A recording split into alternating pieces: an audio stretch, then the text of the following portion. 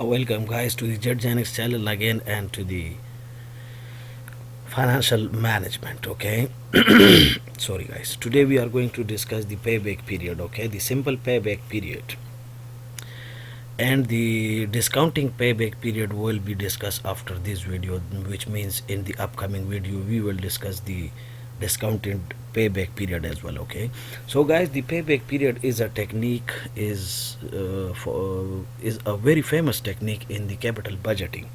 Okay, when you are appraising different kind of investment projects, the payback period is one of the most prominent tool that the managers use for their investment appraisal. Okay, and how you are going to calculate the payback period is, you can see here, the payback period is equivalent to initial investment of the project. Okay, if you are going to invest, let's assume 1 million, 2 million, 3 million in your investment project, that is called the initial investment or the original cost of the asset. Okay, if you are going to install a machine, or if you are going to buy a truck or vehicle for your business, the asset and the amount you paid for acquisition of that asset is called the original cost of that asset. Okay, so the initial investment or the original cost of the asset divided by the cash inflows,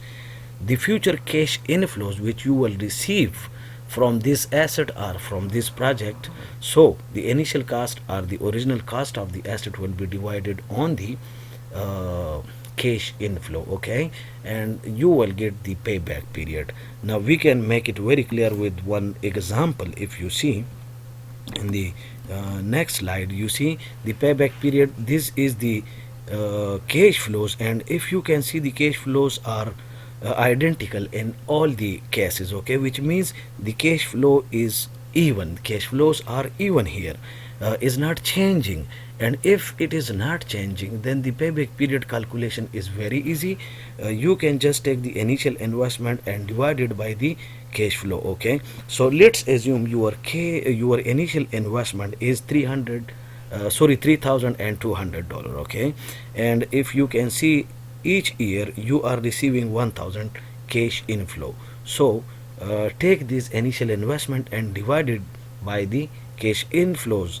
So you get 3.2, which means 3.2 years it will take to give the investor his invested capital, or we can say that this project will get to the break even point in 3.2 years. Okay, so the person who invest in this project, in 3.2 years he will get his invested capital. Okay, so this is the simple payback period with even cash flow. Okay, now if you want to have the maybe sometime you have the uneven cash flows and you want to calculate the payback period. So sorry guys, there you have to change your formula a bit. Okay, so if you can see here, the cash flows are not even 100, 200, 300, 400 and 500. These are not the even cash flows. Okay, each year your cash flows are changing.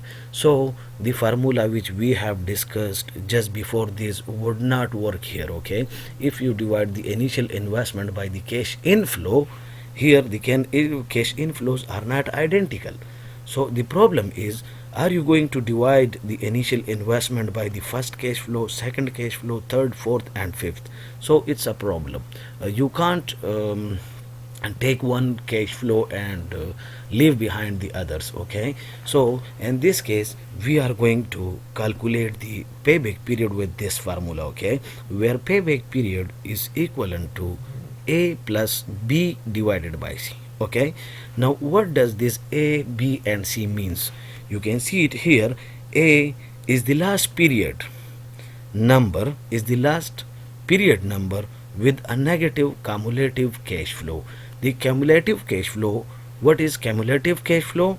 Cumulative cash flows is the sum of inflow to the date minus the initial outflow. Okay, and in the upcoming slide I'm going to show you how you are going to calculate the cumulative cash flow. Okay, and B is the absolute value without negative sign, okay, of cumulative net cash flow at the end of the period A, this period. Okay, so this is the period number and this is the period cash flow. Okay, and the period negative cash flow, the last period number with a negative cash flow. Okay, and B is the cash flow of that year and C is the total cash flow during the period following period A, the period, I mean the next period after the A. Okay, so sorry guys.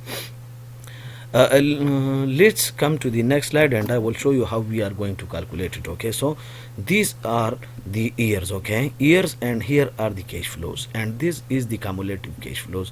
In year 0 you invested you invested $50, and the cumulative cash flow, the net 50 is still pending. Okay, in the year number 1 you got $10 inflow. So if you subtract this $10 from your initial investment, the remaining is 40, and 40 is still negative. Okay, in the second year you got this 13 more, further $13, and if you abstract or deduct this 13 from this 40, you will get again the 27. The third year you got $16 again, and you subtract the 16 from the 27 and you got 11. Okay, now if you can see, this is the year 1 because here this is the year with last negative cash flow, last negative cumulative cash flow. Okay, you can see here, in the year 3 the cumulative cash flow is negative and in the year 4 it is positive. Okay, so the A will be this one. Okay, this is the A.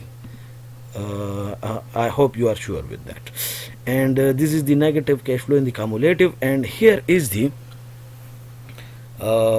cash flow of the preceding year, which means the period after the what I mean to say, the period after the negative cash flow. Okay, so in the replacement of A in the formula, we are going to write 3. Okay, 3 in place of A, and the negative figure in the the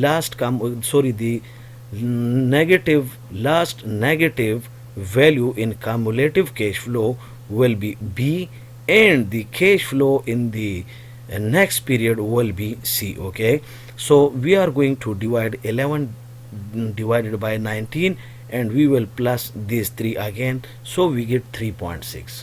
And this this is mean that the person or the investor will get his initial investment in 3.6 years, or the investor will have to wait for 3.6 year in order to reach the break even and to recover his initial investment.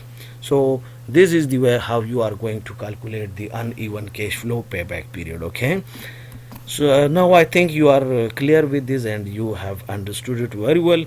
If you like our like, comments on our video and our channel, and please click the bell icon as well in order to have our upcoming videos. Thank you guys.